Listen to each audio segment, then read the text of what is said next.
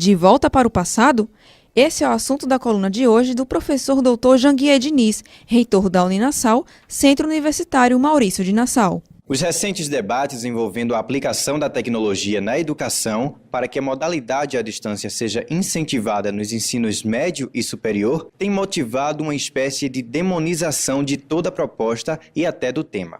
Como se fosse proibido o Brasil revisar sua legislação, antevendo o avanço das possibilidades de se educar nossos jovens e os condenando a viver no passado. Um exercício interessante é pedir para as pessoas responderem de supetão há quantos anos Steve Jobs apresentou em São Francisco, nos Estados Unidos, o primeiro modelo de smartphone e revolucionou nossa sociedade. A resposta é surpreendente: apenas 11 anos. Precisamos compreender a velocidade com que se desenvolve a chamada era digital e buscar formas para que ela contribua com a redução de algumas mazelas da educação brasileira. O que não podemos é ignorá-la, como se o mundo não estivesse em transformação. Mas isso só será possível se nossas leis estiverem atualizadas e, importante, permitam que a tecnologia seja aplicada, sem jamais obrigar seu uso. Até porque é notório que nem todo aluno ou escola está apto a mudanças de forma homogênea. O tempo se encarregará de trazer equilíbrio ao modelo educacional e indicar o caminho adequado. O MEC poderá, então, utilizar os instrumentos tradicionais ao seu alcance,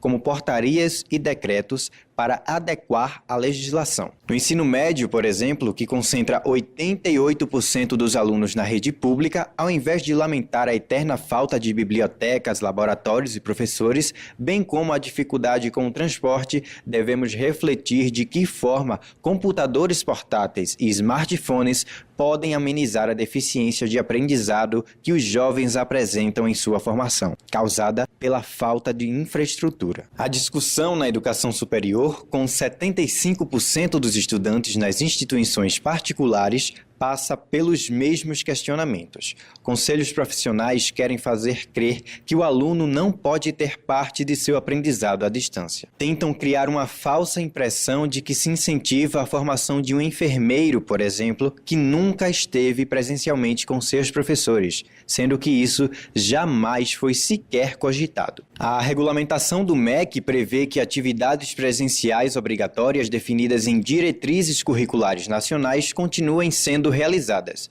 Mais uma vez, o que se propõe é o uso da tecnologia como instrumento facilitador do aprendizado. O debate sobre a permissão ou não da inclusão da educação à distância na carga horária dos ensino médio e superior precisa levar em conta a realidade do aluno. Se em casa ele joga, assiste os mais diversos vídeos e pesquisa em segundos sobre qualquer tema utilizando um smartphone, que atrativo ele encontrará na sala de aula com carteiras e quadro negro. A professora Lúcia Delagnello, doutora e mestre em educação pela Universidade de Harvard, representou recentemente a América Latina na presidência do júri que escolheu, em Paris, os melhores projetos de tecnologia na educação do Prêmio Unesco, organismo da ONU, para Educação e Cultura. Ela informa que as pesquisas às quais teve acesso indicam que, para a tecnologia ter um impacto positivo na educação, é importante que seja trabalhada em 4 dimensões: visão clara do objetivo, para que e como vou usar a tecnologia, competência dos professores e gestores no uso daquela tecnologia, qualidade dos conteúdos e recursos educacionais digitais desenvolvidos, e infraestrutura. Considera fundamental também que a política educacional seja abrangente e de longo prazo. E cita uma realidade muito próxima da nossa. Na Índia, onde é alta a evasão no que seriam os nossos Fundamental 2 e ensino médio. Abre aspas, o jovem faz a escola primária, aprende a ler e escrever e depois tem muita dificuldade em seguir adiante, não só por problemas econômicos, mas também porque em vilas muito pequenas e distantes dos grandes centros não existe oferta de ensino médio. Não há quem dê aula de física e química nesses lugares, por exemplo. Fecha aspas. A solução, segundo Lúcia, se dá por meio de videoaulas à distância, usando uma parceria com a Universidade Americana MIT no desenvolvimento de tecnologia e laboratórios virtuais. Abre aspas, a medida conseguiu baixar o índice de evasão de jovens, oferecendo um conteúdo de muita qualidade. Fecha aspas. No Brasil, segundo reportagem da Folha de São Paulo, em torno de 1,5 milhão de jovens de 15 a 17 anos já abandonaram os estudos.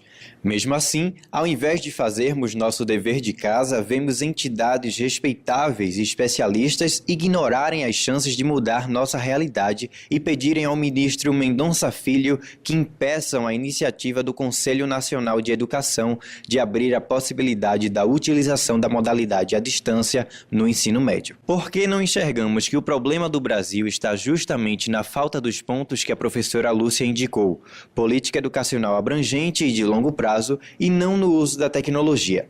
Enquanto isso, embarcamos em um trem sem volta rumo ao passado, a proibição, restrição ou qualquer outra forma de impedir a discussão de uma solução moderna, que passa necessariamente pela adoção de modelos ligados à educação à distância. Janguier Diniz é mestre e doutor em Direito, fundador e presidente do Conselho de Administração do Grupo Ser Educacional. E-mail para contato janguier@sereducacional.com. Para mais artigos, acesse www.blogdojanguier.com.br.